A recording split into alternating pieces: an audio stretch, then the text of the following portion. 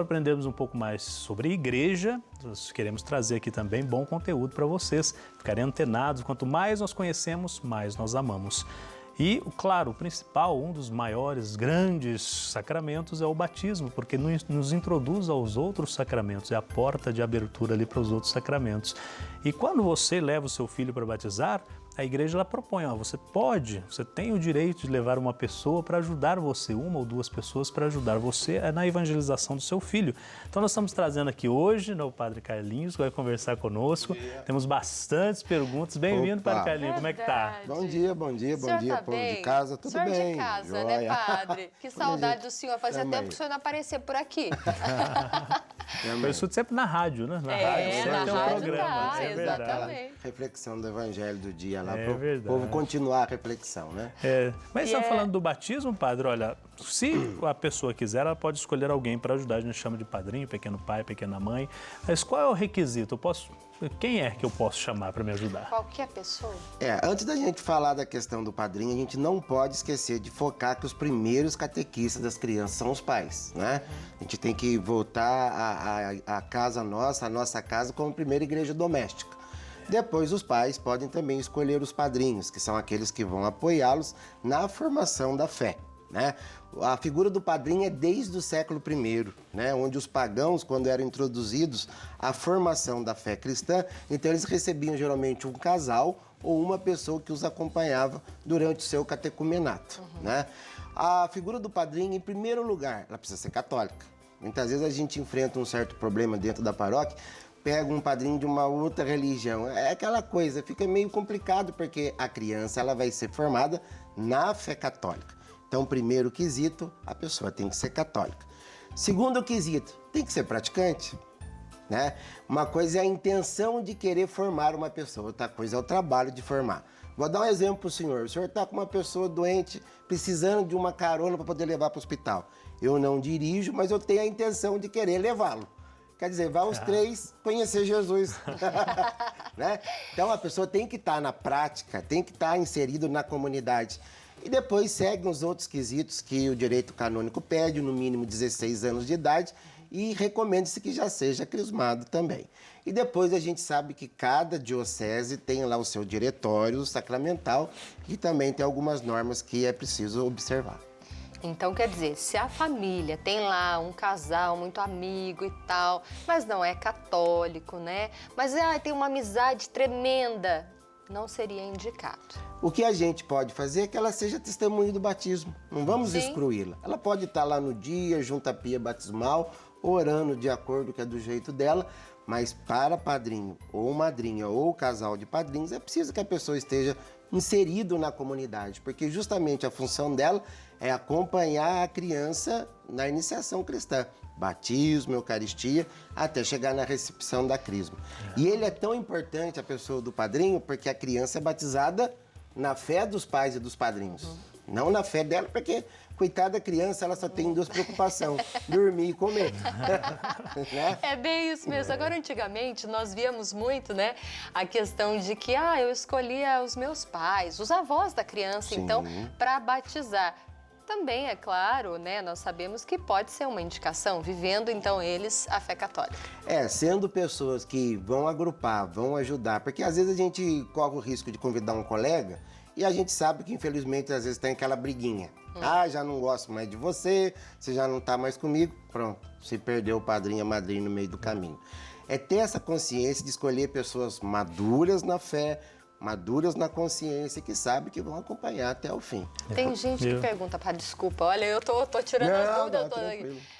Tem gente que fala assim, mas eu tenho um casal, mas ele não é casado na igreja. E aí? Muito bem.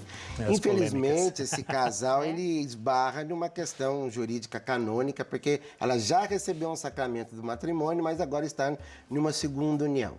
É aquela conversa, tem que ir procurar o pároco, ver a situação para ver. Muitas vezes há também a possibilidade de ser testemunha, de estar junto também. Cada caso é um caso, né? Então é preciso que nesses casos assim, mais pontuais, é preciso que vá conversar com o pároco para ver a situação, ver se... Às vezes a gente consegue resolver dois problemas em um só. Esse casal de segunda união, ele pode receber o sacramento do matrimônio. Às vezes pode. dependendo da processo, conversa, né? Pode haver um consenso. E mesmo o casal que ainda não é casado, né? Que é novo, que não Exatamente. casou, enfim. O processo matrimonial, está dizendo assim, são vários casos, como o padre está dizendo, então cada caso um caso. Esses que estão vivendo juntos, né, que não receberam ainda o sacramento, são os dois livres, mas não se casaram, estão amaziados, ou vários nomes que as pessoas juntadas, as pessoas chamam. Esse é muito fácil de resolver. Por exemplo, eu mesmo tive, o senhor teve experiência, foram lá, falaram, porque então vocês já não... Preparamos o casamento, eles se casaram e foram no Padrinhos Maravilhosos e até hoje são. Então, muitos exemplos. Segundo a União, a gente pode ajudar também a entrar, se for o caso, né, com processo de declaração de nulidade. Os padres estão ali para ser pai realmente da paróquia. E o senhor falando de realmente dos padrinhos serem esses pequenos pais e mães que acompanham espiritualmente esses filhos, muitas pessoas escolhem assim, eu vou levar meu compadre lá de boteco, né, que a gente é amigo até. Aquele que empresta R$10. Não sabe nada da igreja, mas eu vou levar o outro que dá presente, é rico. Então, o que o senhor acha dessas escolhas? Não são critérios, é porque dá presente, ou porque é rico, porque leva para viajar, porque vai chegar na hora da formação da fé, não vai ser aquele padrinho ou madrinha que vai estar pegando no pé, indo mostrando a catequese, indo à missa. Vamos ser bem sinceros, vamos perguntar para o pessoal de casa, você como padrinho e madrinha, qual foi a última vez que você foi com seu afilhado ou afilhada na missa? Às vezes a gente faz essas perguntas, só vê o pessoal se mexendo no banco. A função do padrinho não é dar que comer, dar roupa, não é isso. Isso é a função dos pais. A dos padrinhos é pegar na mão e vamos fazer essa caminhada de fé. Ou na ausência dos pais, eu vou estar aqui para poder fazer essa caminhada de fé. Então é uma responsabilidade muito grande, né? Porque a criança, quando a gente recebe uma criança, eu costumo dizer que é uma folha sem escrita. A gente vai começar a caminhada da criança na fé. Então tem essa responsabilidade de testemunho. E formar uma criança não é de qualquer jeito, né? Não pode ser, né, Nem padre? de jeito Que tristeza, né? Deixar a criança assim, não. E tem gente que fala assim, eu vou deixar o meu filho crescer para ele escolher os padrinhos, daí a gente batiza. Eita, é outro problema também. Eu dou um outro exemplo bem simples. Não dê leite materno para a criança, espera ela crescer e ver se ela vai gostar de leite. A gente sabe que o leite materno é necessário para a formação, né, na questão da saúde da criança. A igreja ela tem a tradição de batizar crianças. A gente pode ver lá 1 Coríntios, capítulo 1, versículo 16, quando Paulo vai batizar toda a família daquele carcereiro, né? O que se entende por toda a família, inclusive as crianças. Século I, século II, a igreja batizava toda a família, inclusive crianças.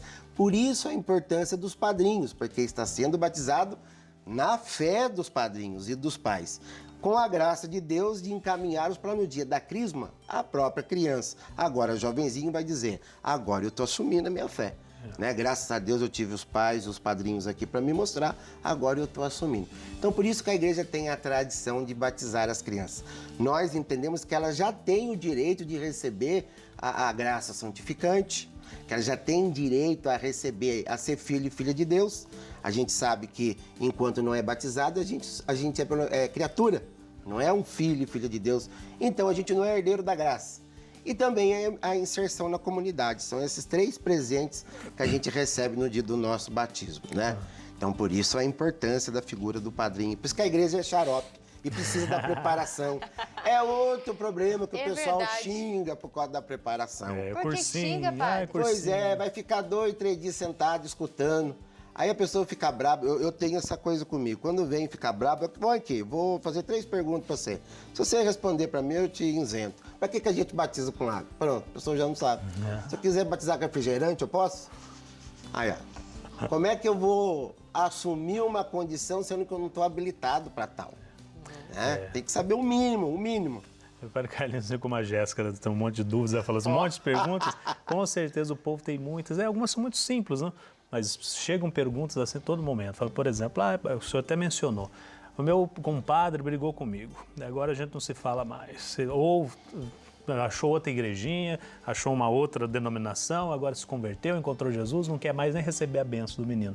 Então, o que eu faço? Eu posso batizar de novo? Então, quais são as respostas? Não tem como, né? Como fica o papel do padrinho que ele não quer ir mais? Exato, a gente tem que lembrar que o batismo, naquele momento que foi feito na consciência de querer fazer com que a criança crescesse na fé.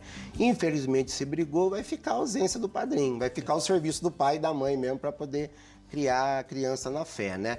Não tem como trocar o padrinho, não tem como colocar outra pessoa no lugar. Por isso, a escolha tem que ser muito bem feita, uma pessoa muito madura e que ela veja e caminhe dentro da comunidade cristã.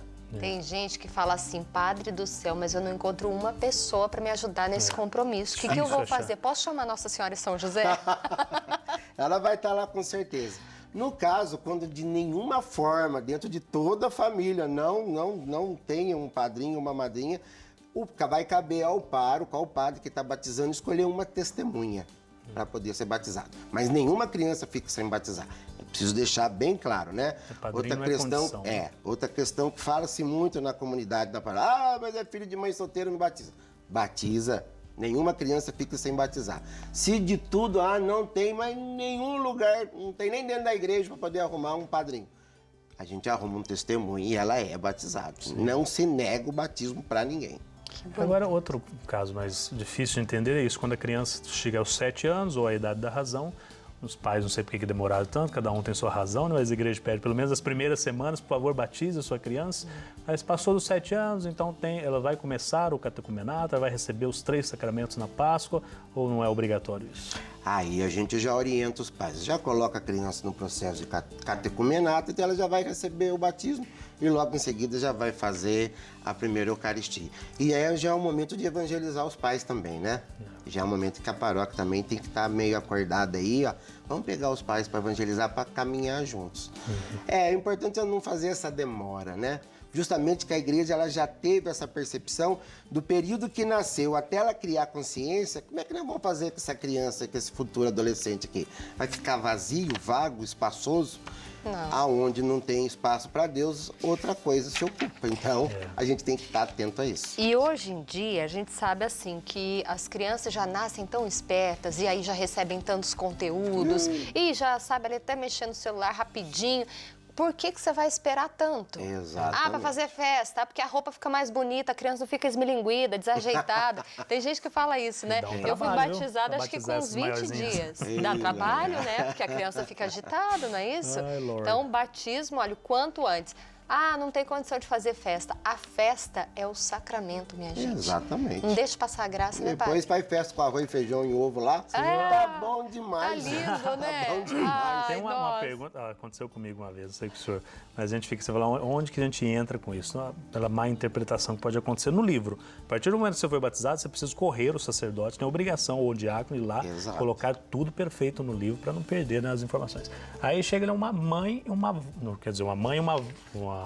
ela era a mãe dela. Então, a mãe e a filha para serem madrinhas. Então, iriam 2 nomes de mulher no livro. Não sei se é a má interpretação, o que a gente faz quando acontece isso?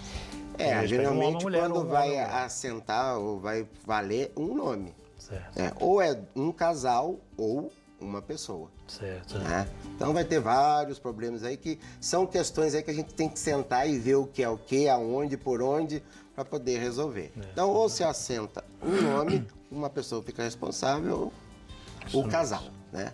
Porque o casal, aquela questão do casal é a questão do pai e da mãe, né? A gente sempre quando vê o pai e a mãe ali perto e o casal ali também perto, como se fosse o segundo pai e a segunda mãe. Eu tenho uma história meio danada de batismo, porque eu fui batizado, mas meu padrinho deu uma sumidinha, sabe? Então, se eu dependesse do meu padrinho para ser padre, não chegava nem a coroinha. Então... E às vezes de consagração toma o lugar.